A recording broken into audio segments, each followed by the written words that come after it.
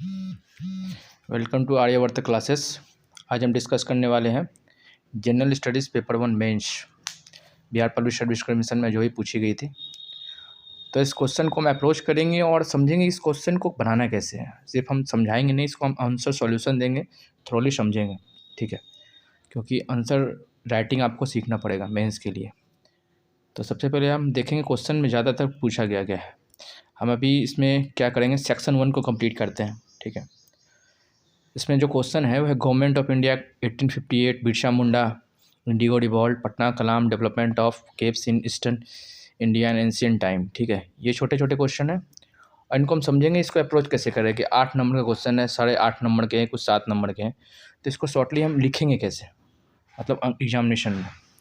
तो ये government of India act तो आप सब सारे जानते हैं, लेकिन इसको लिखना कैसे है, अप्रोच कैसे करना है, इसको हम समझेंगे। चलिए आते हैं पहले क्वेश्चन पे।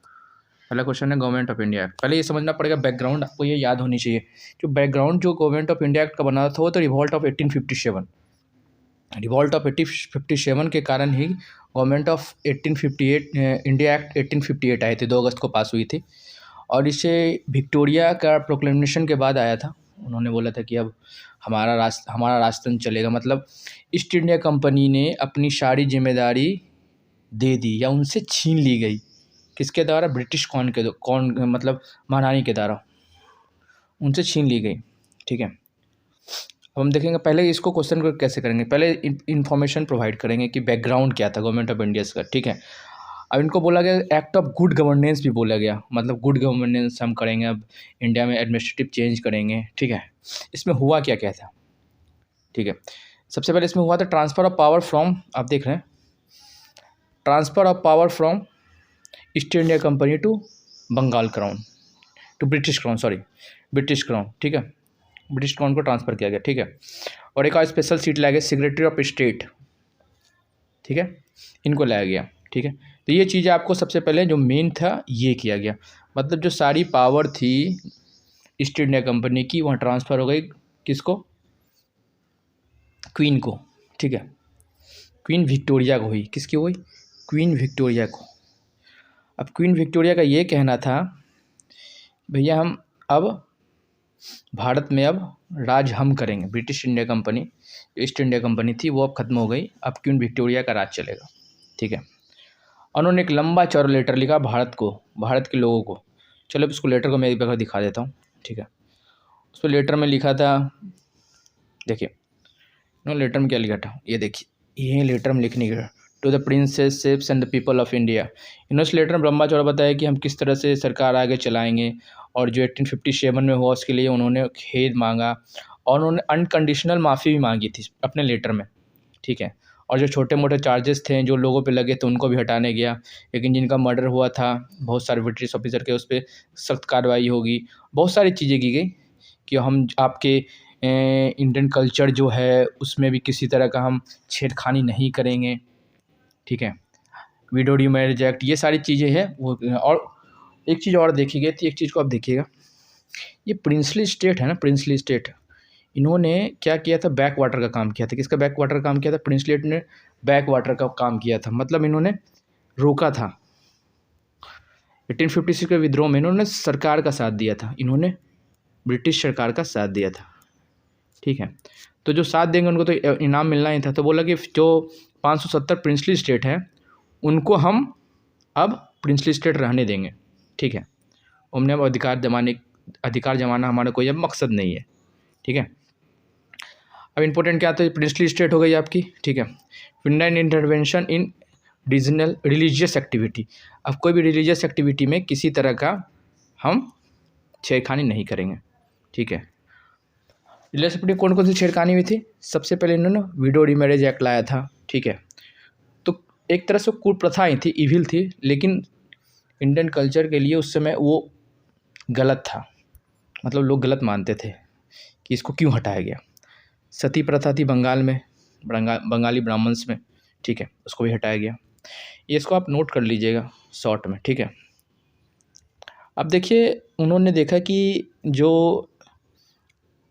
1857 में हुआ, ठीक है, तो उसको उन्होंने एक डेटा तैयार किया। डेटा में मिला कि 1857 में जो सोल्जर की जो रेशियो थी, द ब्रिटिश सोल्जर और इंडियन सोल्जर, इन दोनों की रेशियो की उन्होंने मिक्सिंग सही नहीं थी। ठीक है, अब 1857 में आप देख रहे हैं 43,000 ब्रिटिश सोल्जर थी, 2,28,000 इंडियन सोल्जर थी। ठीक है, तो क्या हुआ, जब विद्रोह होगा तो इंडियन सोल्जर भारी पड़ेंगे। तो 1867 में उन्होंने क्या किया, ठीक है, 1867 आते आते 65,000 ब्रिटिश सोल्जर रह गई और 1,40,000 इंडियन सोल्जर हो गए। अब देख रहे हैं उनकी संख्या बढ़ी यहाँ पर, ठीक है, और इनकी संख्या घट गई। ठीक है, ये चीज़ को ध्यान देखिए। और जो डुअल गवर्नमेंट थी, पिट्स इंडिया एक्ट, उसको भी एंड किया गया। ठीक है, लॉर्ड कैनिंग फर्स्ट वाइसरॉय। और एक चीज़, इसमें दो पोस्ट तैयार हुई, वाइसरॉय और सेक्रेटरी ऑफ स्टेट। तो वाइसरॉय जो लॉर्ड कैनिंग थे 1857 में, उन्हें क्या दिया, वाइसरॉय ऑफ इंडिया और गवर्नर जनरल ऑफ इंडिया, दोनों की उपाधि किसको मिली। ये सवाल पीटी में पूछता है, बहुत सारे पीटी में पूछता है। ठीक है, ओके, ठीक है।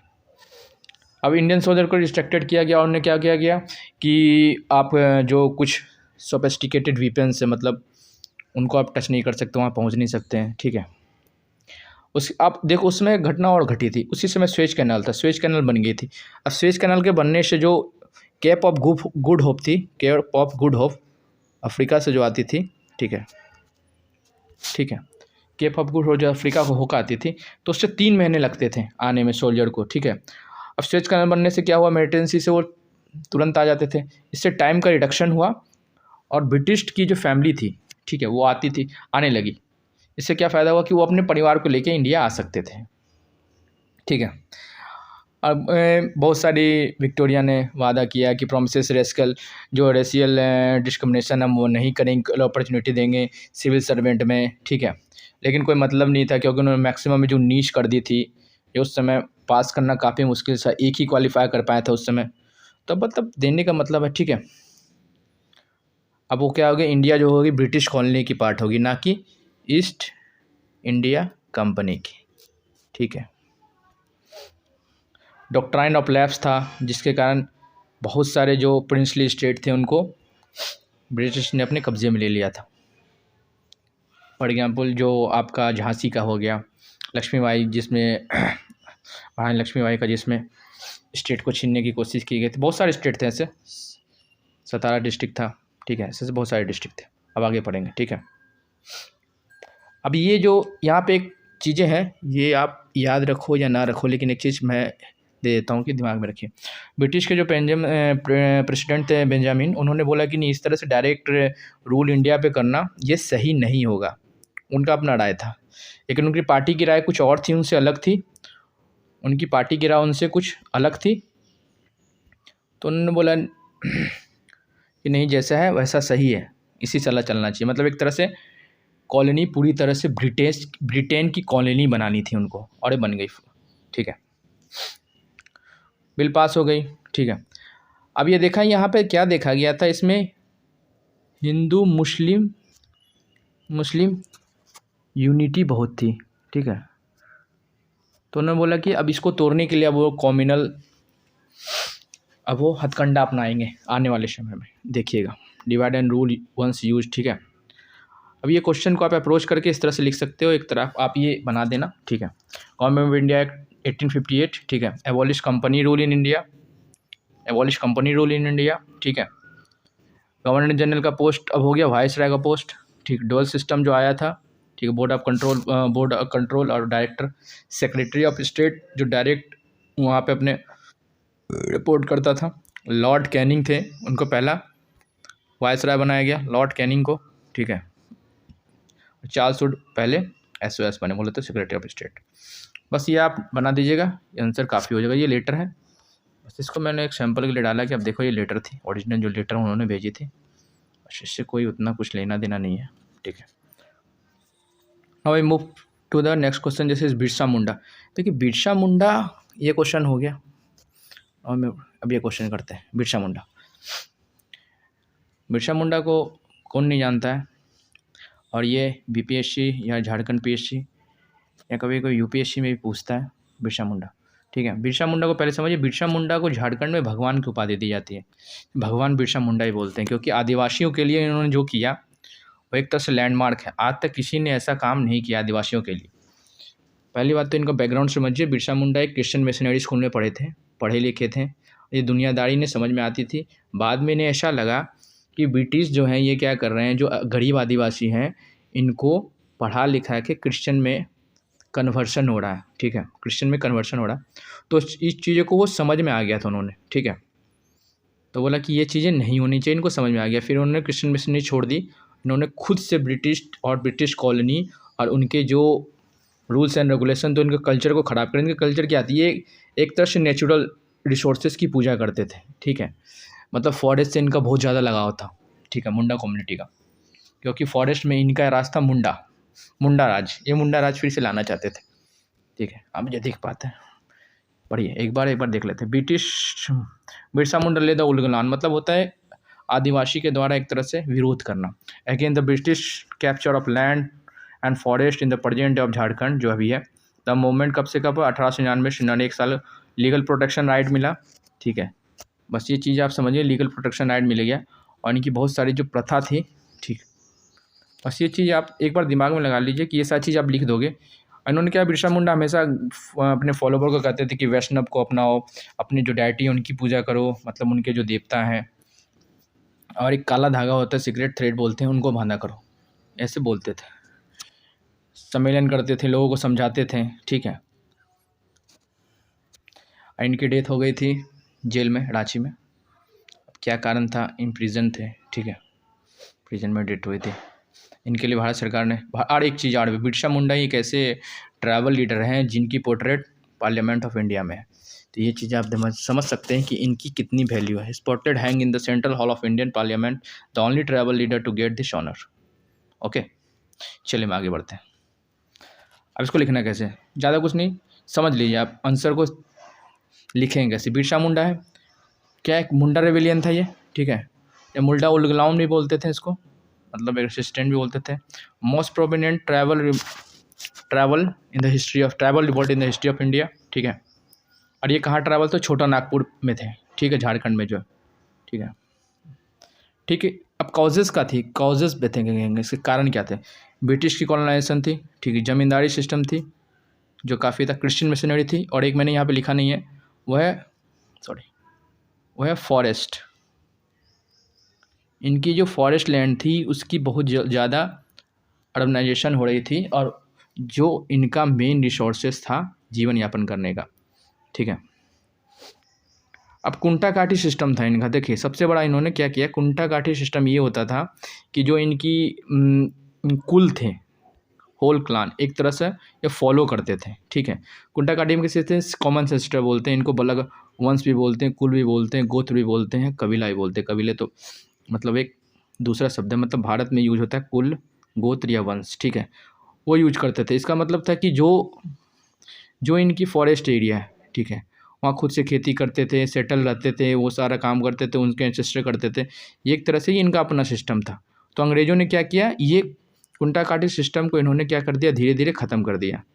अब क्या 19वीं सेंचुरी में ऐसी हुई, थोड़ा लंबा हो रहा, लेकिन ये बिरसा मुंडा आपको मेंस में पूछ सकता है। अभी तो ये 8 नंबर का है, कभी 7 नंबर का पूछता है, कभी कभी 38 मार्क्स की पूछते हैं, तो इसलिए मैं थोड़ा ज़्यादा बता रहा हूँ इसको, ठीक है। 19वीं सेंचुरी में नॉन ट्राइबल पीपुल जो सेटल्ड हो गए कहाँ, मुंडा लैंड पे, लैंड ऑफ मुंडा बोलते थे, ठीक है।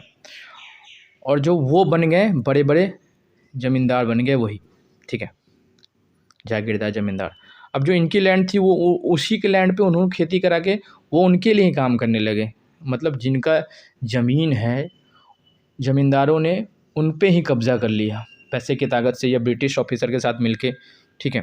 और हाई इंटरेस्ट रेट लेने लगे, वर्क फोर्स करने लगे कि नहीं आपको काम करना पड़ेगा, ठीक है। अब क्या हुआ, अब लार्ज जो फॉरेस्ट एरिया थे जिसके कारण वो नहीं रह सकते थे, इनको उन्होंने क्या किया, प्रोटेक्टेड एरिया घोषित कर दिया ब्रिटिश सरकार ने। भैया आप यहाँ नहीं जा सकते, यहाँ ना लकड़ी ला सकते हैं, ना कि यहाँ कुछ आप कर सकते हैं। तो बहुत बड़ा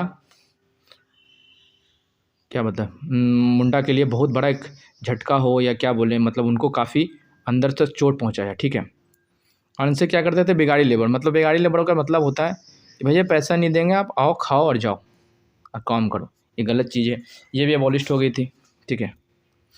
और जो इनका जो एंसेस्टर लैंड था ठीक है, ये खत्म हो गया धीरे धीरे। आगे बढ़ते हैं। अब बिरसा मुंडा की क्या होगी, क्वेश्चन में मैंने बता दिया, आप एक बार देख लो। ठीक है, मुंडा नो द गोल्डन, मुंडा को पता था कि बिरसा मुंडा को कि गोल्डन एज है मुंडा ट्राइब का, ये यूरोपियन से पहले ये मुंडा का राज था। ठीक है, तो उन्होंने क्या किया, व्हाट दे नीड, वो चाहते क्या थे मुंडा रिवेलियन में, right of Munda to their land and forest, जो उनका था वो फ्री मुंडा फ्रॉम यूरोपियन। उनका कहना था बिरसा मुंडा का, जब यूरोपियन जब तक रहेंगे, जब तक हम अपने ट्राइब को या अपने मुंडा लैंड को नहीं जीत पाएंगे या नहीं सही से रह सकते, तो उनको पूरी तरह से भगाना उनका ही मकसद था।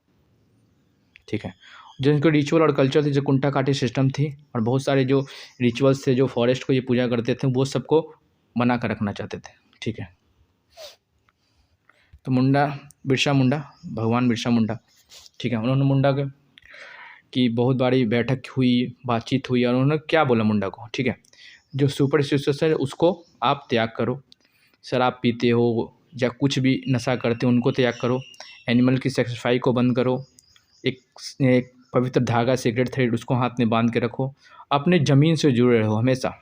ठीक है, retain the travel tradition of worship of sun और द सीक्रेट ग्रुप्स, मतलब होता है पवित्र जो वनस्पति होती है या ये इसी को बोलते हैं। ठीक है, उसकी पूजा कीजिए आप। ठीक है, 1894 में, ठीक है, रिवोल्ट स्टार्ट हुआ 1894 में। ठीक है, ड्यूक्स और soldier decal war against the मुंडा, मतलब मुंडा ने क्या किया, इनके जो आउटसाइडर को बोलते थे, ये शब्द है डिकूज। ठीक है, इनको आउटसाइडर बोलते थे।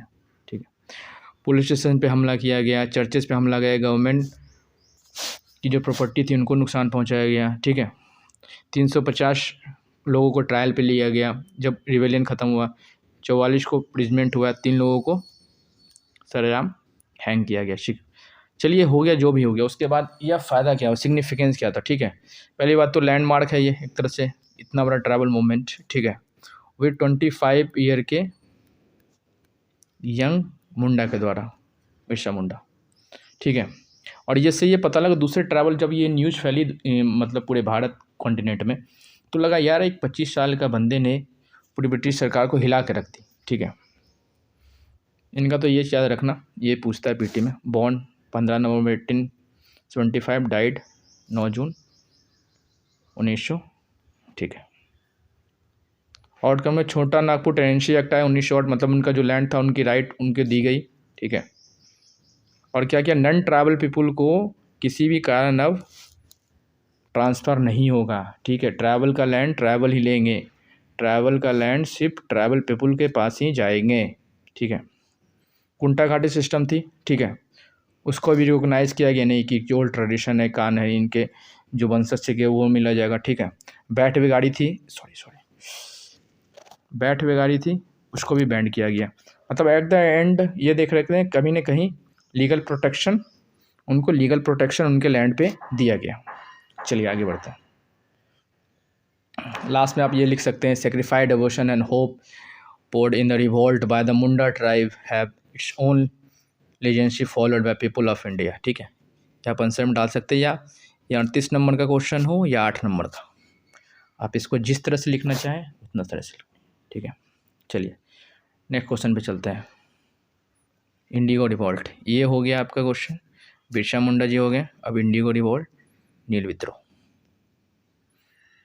चलिए, नील विद्रोह तो आपने समझ रहे हैं बंगाल में हुआ था। ये एक तरह से ना, ये जो है ये एक बुक की है, ये बुक आप जान रहे हैं नाम।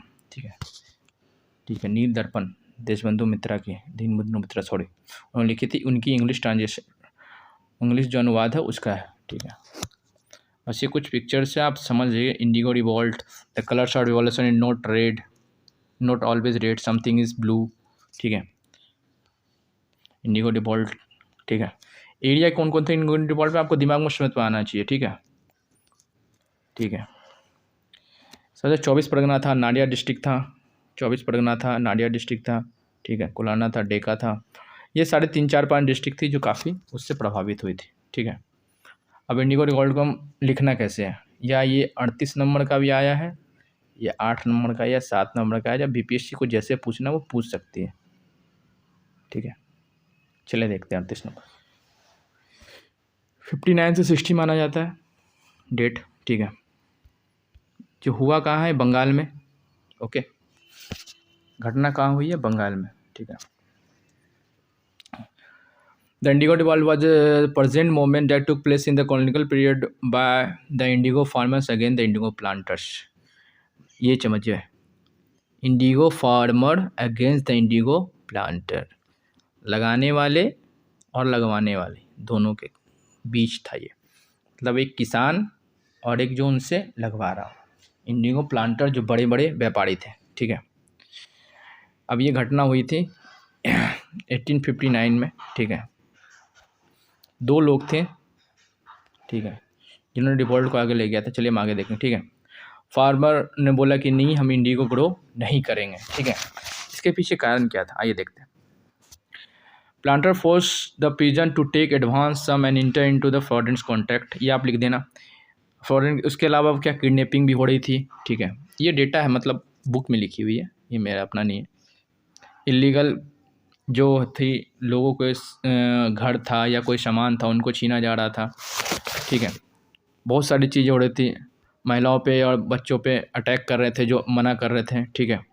उनके घर गिरा दिए गए थे, ठीक है। उनके जो क्रॉप थे, फूड क्रॉप, उनको नुकसान पहुंचाया गया, ठीक है, ठीक है। अब 1859 में घटना घटी कि बोला नहीं, बहुत हो गया अब। तो दिगंबर विश्वास और विष्णु विश्वास, ये दोनों नाम याद रखिएगा आप, ठीक है। दिगंबर विश्वास और विष्णु विश्वास, ठीक है। न्यादा डिस्ट्रिक्ट से स्टार्ट हुआ था, ठीक है।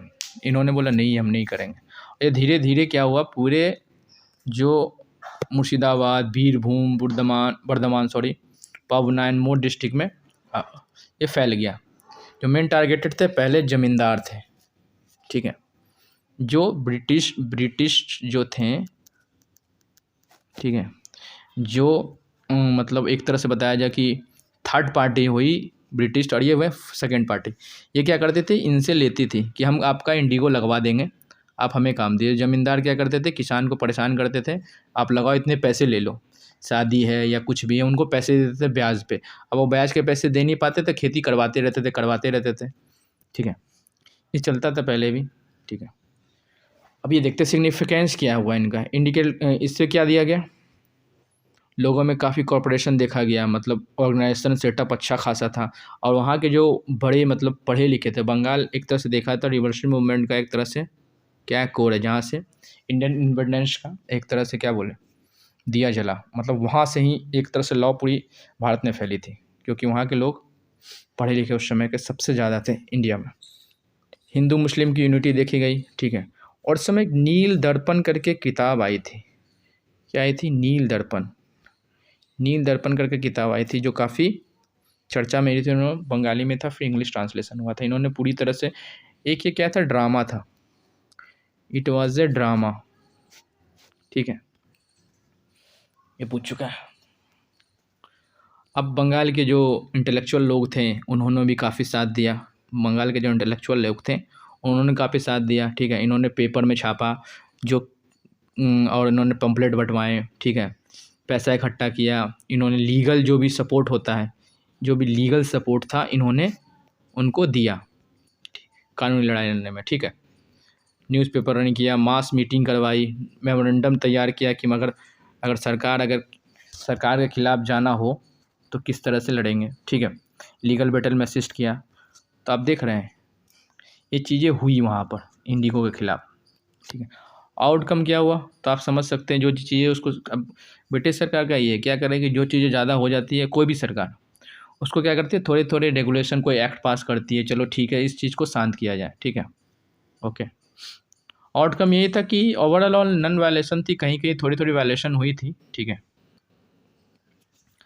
आरसी मजूमदार ने इसे बोलता एक तरह का Gandhi non violent passive resistance example में दिया था, इन्होंने बोला था कि, ठीक है, उनका अपना कोटेशन था, ठीक है। अब इंडिगो कमीशन बैठेगी, जैसे इनका पुराना था ब्रिटिश का सरकार का, 1960 में से प्लांटर स्टार्टेड। लेकिन 1960 के दशक तक ऐसा हो गया था कि जो प्लांटर्स थे ना, वो बंगाल धीरे धीरे खुद ब खुद छोड़ने लगे, ठीक है।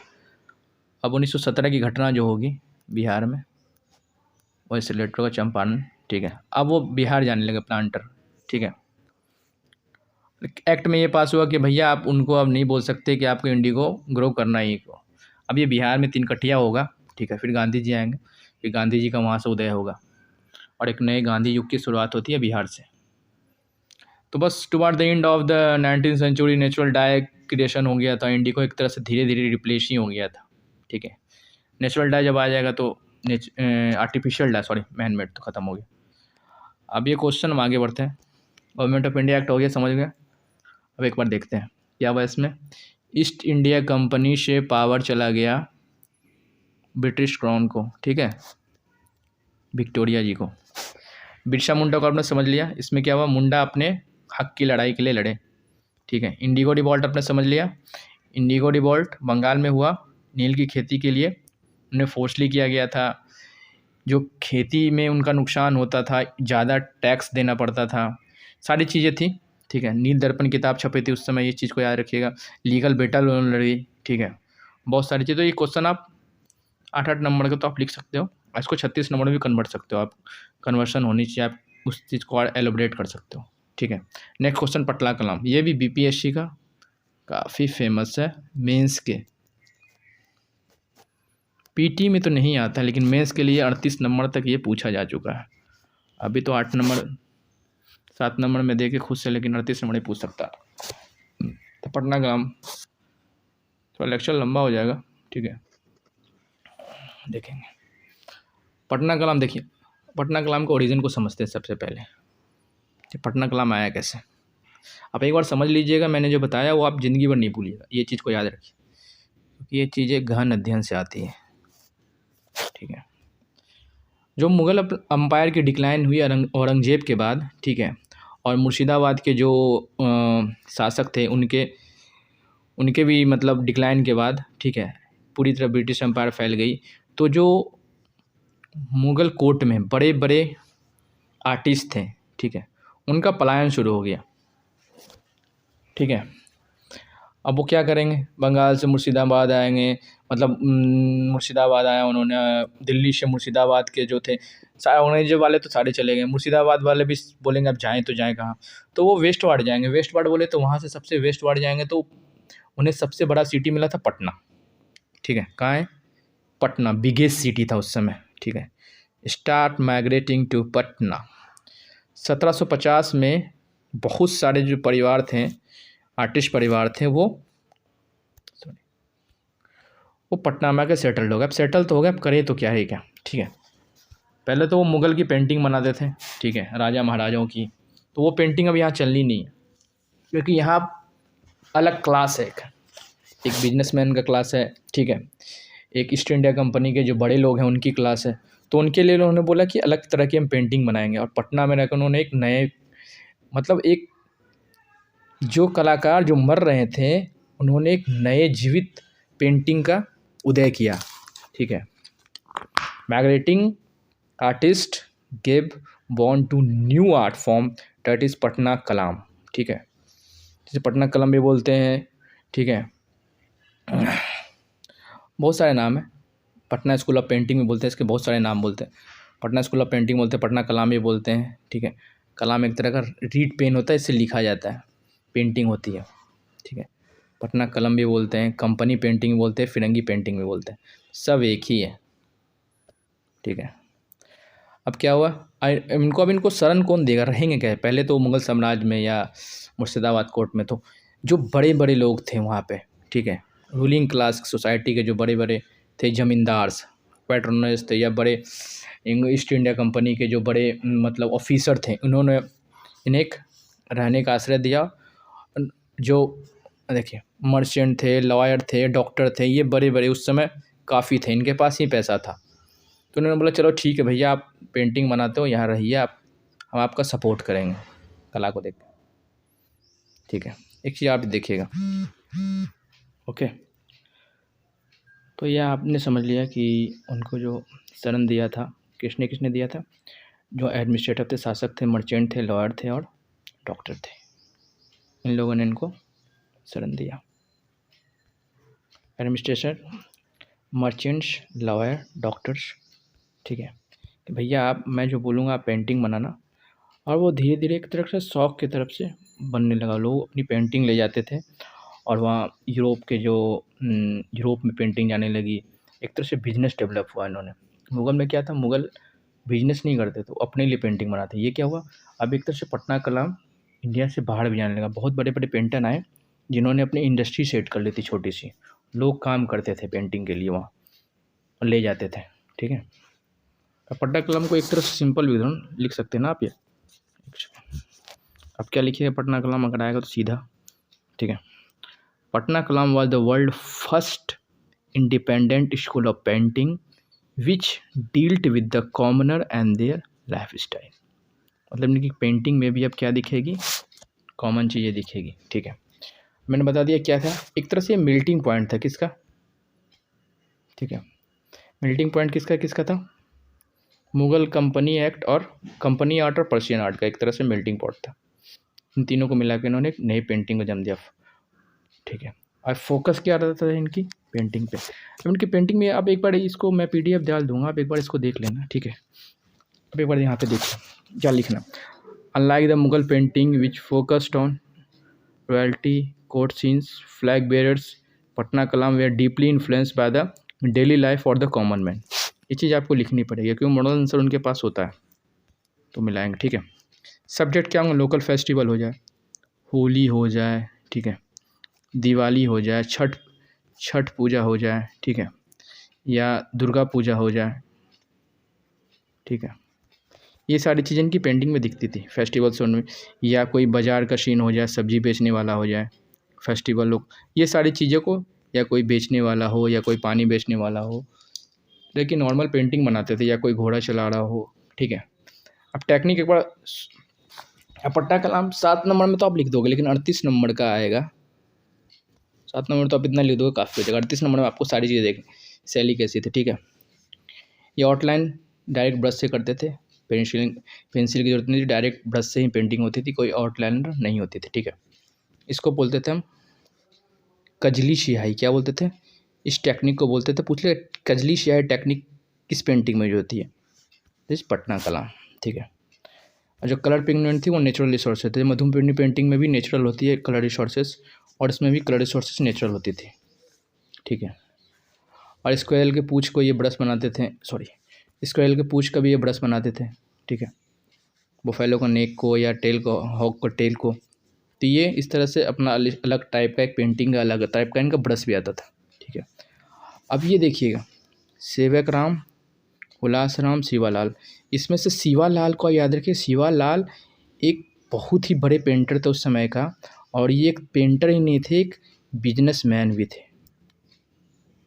ठीक है। ये बिजनेसमैन भी थे,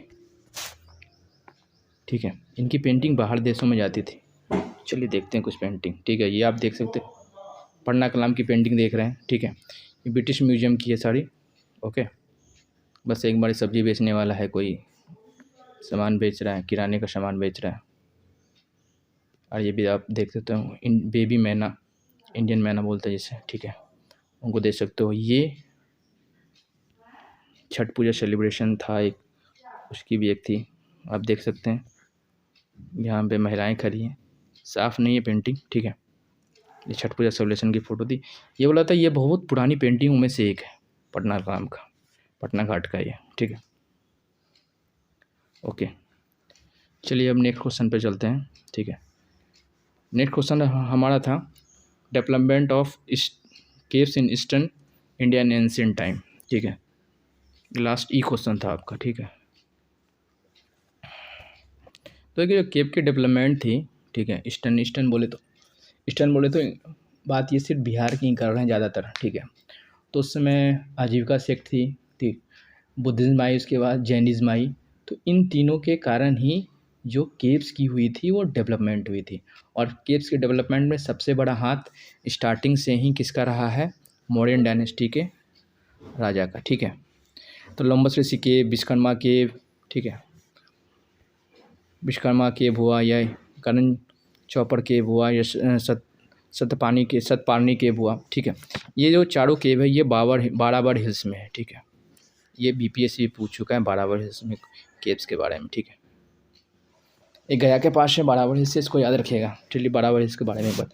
बारावर hills are embraces the cluster of 4 cave together called Barabar caves. This cluster of Barabar caves are likes around 40 kilometre from Bodh Gaya Bihar, ठीक है। बस इसको एक आउटलाइनर समझ लीजिएगा, ठीक है। बारावर केव में बहुत सारी केव हैं, ठीक है। लोमस ऋषि केव है, सुदामा केव है, विश्वकर्मा केव है, करण चौपाड़ केव है, ठीक है। ये ओल्डेस्ट सर्वाइविंग केव है इंडिया में से, one of the oldest surviving cave है जो रॉक कट है, ठीक है। और क्या से किया गया इसकी देखा जाए तो वास्तुकला क्या है इसकी, curve out from A monolithic granite rock, ठीक है। और कब हुई विकसित, ड्यूरिंग मौर्यन पीरियड, ओके। चलिए किसने बनाया, अशोका ने बनाया इसको। किसने बनाया, अशोका ने अशोका कंस्ट्रक्टेड फॉर आजीविका सेक्ट, ठीक है। आजीविका सेक्ट का जन्म स्थान भी बारावर की गुफाएं ही हैं, ठीक है। ओरिजिन ऑफ आजीविका सेक्ट याद रखिएगा, बारावर की गुफाएं ही हैं। चलिए आगे बढ़ते हैं, ठीक है। उसमें क्या है, फीचर्स क्या है, इको इफेक्ट इसलिए बनाया गया कि जो ऋषि मुनि थे, ठीक है, ऋषि मुनि थे क्या करते थे, यहाँ पे ध्यान करते थे, मेडिटेशन, ओके। लोमस ऋषि केव पे आते हैं, ठीक है। लोमस ऋषि केव क्या है, एक सेंचुरी से काट के बनाया गया था, ठीक है। अर्लीस्ट सर्वाइविंग केव है, ठीक है। क्षैतिया आर्क भी इसमें क्षैतिया होता है, इसमें बिहारा होता है। ये डिटेल में बाद में कभी अल्टरनेट लेक्चर में, ठीक है। ये प्रोटोटाइप एक तरह से बाद में जो बनी ना अजंता और कार्ला की गुफाएं, तो ये इनका छोटा रूप था, इन्हीं को देख कर वो बड़ी बड़ी गुफाएं बनाई गई, ठीक है। एक तरह प्रोटोटाइप है, ये इसका छोटा रूप था, ठीक है। मौर्यन एम्पायर के समय में अशोक ने लोमस ऋषि केव एक्सकवेट किया था, गिफ्ट किया था आजीविका मॉन्क्स को, ठीक है। जब आजीविका से धीरे धीरे ख़त्म हो गई, ठीक है, तो बुद्धिस्ट इनका यूज करने लगे अपने वो के लिए। लास्ट में अशोका ने बुद्धिस्ट अपनाए थे, ये तो पता ही होगा आपको, ठीक है। सुदामा केव हो जाए, विश्वकर्मा केव हो जाए, ये सारे ईस्टर्न केव की डेवलपमेंट मॉडर्न डायनेस्टी के में हुई और उनके जाने के बाद भी धीरे धीरे, और ठीक है। विश्वामित्रा केव और सुदामा केव के इंस्क्रिप्शन मतलब वाल पे एंट्रेंस पे जो लिखा हुआ है वो है Priyadarshini, he who brings Joy. ये किसको बोला जाता है, ये अशोक को बोला जाता है। ये सवाल पूछा जाता है, सम्राट अशोक को, ये सब, ठीक है। एंट्रेंस पे मिलता है ये, ठीक है। आप देख रहे हैं ये बारावर की गुफाएं का केव है, ये लोमस ऋषि है। उससे एक बार मैं दिखा रहा हूँ, लोमस ऋषि का आर्किटेक्चर ऐसा है, डिटेल में हम नहीं जाएंगे उतना, ठीक है। सुदामा केव है, केव नंबर 5। इस तरह से हमने गवर्नमेंट ऑफ इंडिया एक्ट देख ली 1858, ठीक है। इसमें पावर का क्या हुआ, ट्रांसफ़र हुआ, ईस्ट इंडिया कंपनी से ट्रांसफ़र पावर हो गई क्वीन विक्टोरिया को। बिरसा मुंडा हमने देख लिया, ठीक है। इंडिगो डिवॉल्ट देख लिया हमने, आप समझ जाएंगे क्या क्या लिखना है। पटना कलाम बता दी, एक पोर्ट, एक तरह से मुग़ल, पर्शियन और ईस्ट यूरोपियन आर्किटेक्चर का, ठीक है। एक माइग्रेटिंग जो थे मुग़ल साम्राज्य के जो बड़े बड़े पेंटर थे, वो कैसे ही दिल्ली फॉल होने के बाद औरंगजेब के बाद मुर्शिदाबाद आए, मुर्शिदाबाद से वो पटना आया, और एक माइग्रेटिंग क्लास ने किस तरह से नए पेंटिंग को जन्म दिया, ठीक है। आप समझा सकते हो, ये समझ में आ जाएगा, ठीक है। फिर ये development of caves in eastern India in ancient time, यही बता दिया किस तरह से बारावर की जो गुफाएं हैं बोध गया से 40 किलोमीटर दूर, किस तरह से मॉडर्न डायनेस्टी के समय आजीविका सेक्ट को दिया गया, उसके सेक्ट को जाने के बाद बुद्धिज्म ने उसका किस तरह से अच्छे से इस्तेमाल किया, ठीक है। और ये क्या बनी, एक तरह से प्रोटोटाइप बनी जनता एलोरा की गुफाएं जो हैं, ठीक है, उसके लिए, ठीक है। और इसी गुफाओं में भी बारावर की गुफा में ही यहाँ पर एक अशोक का शिलालेख है जहाँ पे लिखा हुआ है Priyadarshini, the person who brings Joy, Ashok को बोला जाता है, ठीक है। सेक्शन 1 हो गया। सेक्शन 2 हम, ये लेक्चर काफ़ी लंबा हो गया, सेक्शन 2 हम नेक्स्ट लेक्चर में करेंगे, ठीक है, ओके। चलिए।